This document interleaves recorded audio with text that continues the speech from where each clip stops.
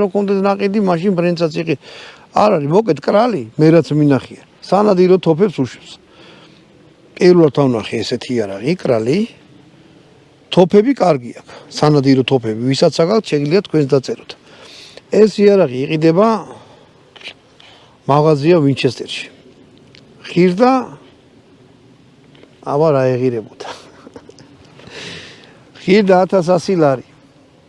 ჩათვალე თუ გროგ 19 იყიდის 1000-ს და ხო, კაი, გროგლას ხე ვიცით რომ რაღაცა 230000 გასულა შეუძლია რაღაცა. შეიძლება ამას იმის ნახევარი შეუძლია, მაგრამ თუ ვინმე ხარ დაწერეთ 20000 თქვა თუ მაინც გისულიათ ვინმეს.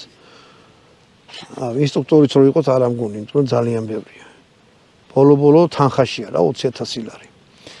მოდი, ეხლა მე ამ ტყუებს ამოვიღებ აქედან. თვითონ იარაღი განვიხილოთ დეტალურად. გლოკისგან ამას რა მოყვა და რა არ მოყვა. ამ იარაღში ყველაზე მომხიბლავი ხარ ჩემთვის რაც